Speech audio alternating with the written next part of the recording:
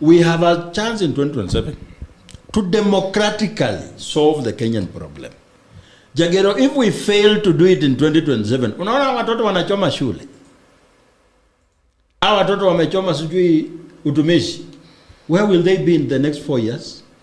On the streets here. They will be eligible to vote, if not in 2027, in 2032. They will not wait for democratic nonsense. What you saw in 2024 could become a trailer of a real movie that will come.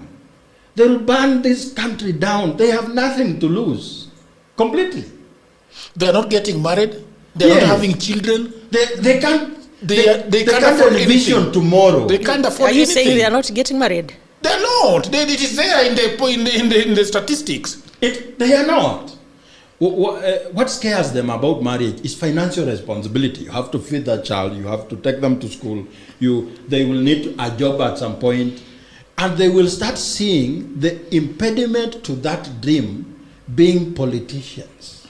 I can tell you, the most endangered species in this country after 2027 is a person holding a political seat. Whether you are MCA, whether you are a member of parliament, when the target number one when things go wrong.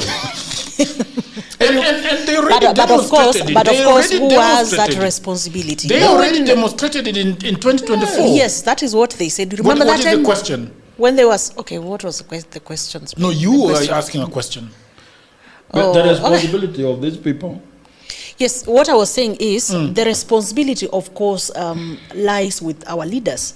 Because look, when you talk about the finance bill, when you talk about the budgets, when we talk about the expenditures of this country, it lies with our leaders. I think, and this is what I have seen in politics since 2002, the first time I started seeing politics, there is a tendency within the political class to disregard the people. Yes. They disregard you and they know that you cannot reach them. I was telling some of them, long before I even gained this limelight I have, that there is something Raila does that is very dangerous. It will not come in his lifetime, but some of us will live to see it. Raila was so good at sweeping things under the carpet because of the trust people had in him. So his approach to things was not really solving the problem. It was always postponing it to a later date. Yes. At a later date, they have compounded with some other things at that time. He comes, does something else, postpones the mess, the crisis.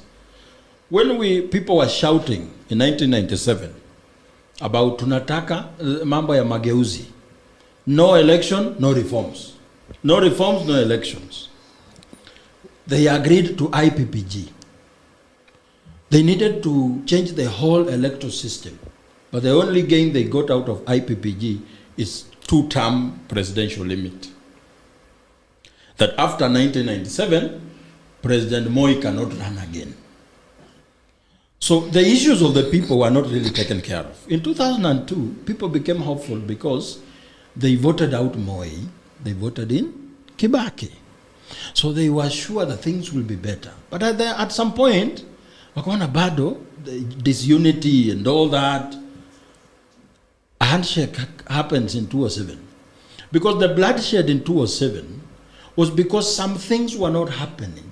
The justice the people wanted. There was a missing link. That's why people butchered themselves. Again, the Grand Coalition government came to silence things. That's why we have been having a notion that silence is peace. It is not. And this is your problem, the problem that you've always had with the word stability. Yeah. What is stability? When you say we want a stable country, what are you really talking about? How can you say we want a stable country when I can't feed my children? You want a stable country when I'm thinking, next Monday, midterm will be over. The parents are having stress of taking their children to school.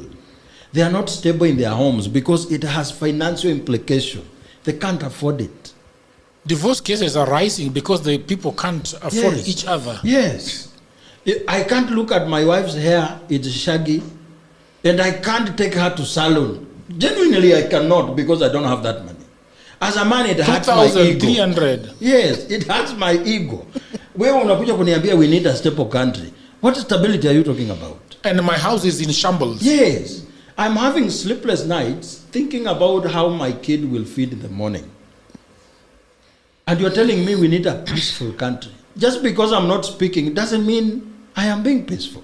And these politicians, I don't know what happens when you get into that office.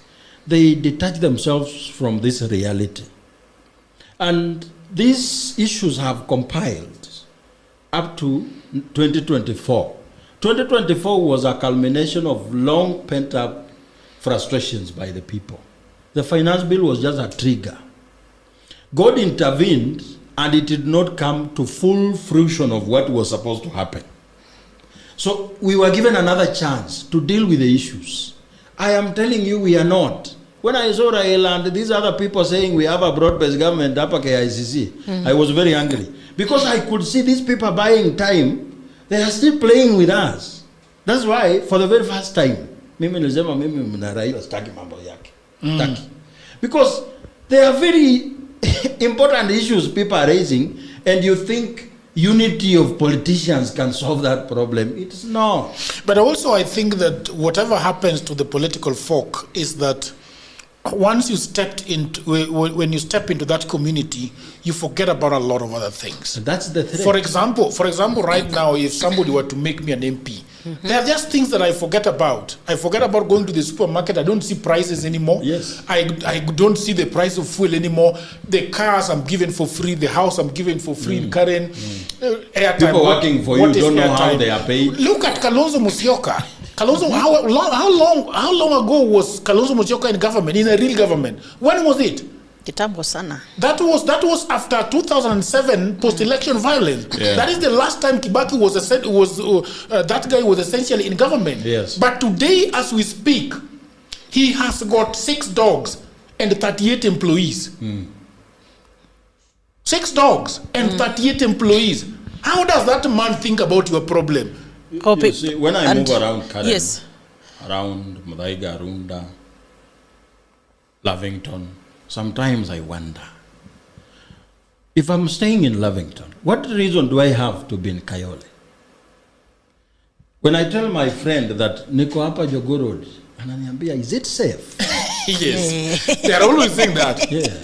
Somebody, is it safe? Ni ile unapita country bus hapo. Namwambia, yeah. Niko tu hapo City Stadium. Anasema, is it safe? Can we meet somewhere at Java here in even the UN understands. Yes. That when they bring their employees to Kenya, there are places they don't allow them to go or to actually leave.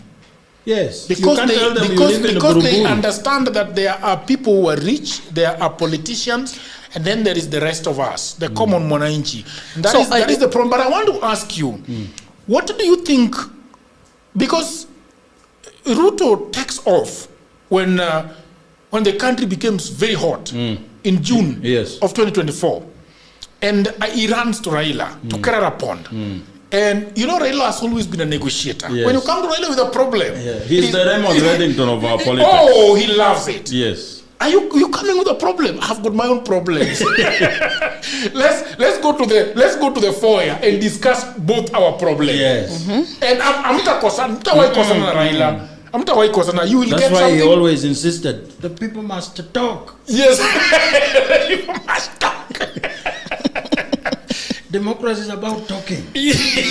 Agreeing to disagree. Yes. Because and what I liked about him is that he's never the one in need of you when you are talking. Yes. You are the one who is seeking audience, not him. Yes. Somebody has ever told me that Raila will never look for you. Pana.